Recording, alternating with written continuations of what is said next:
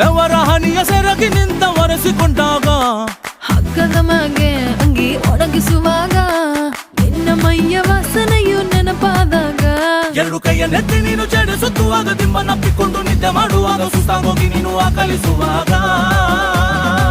ಬತ್ತವಲ್ಲ feelings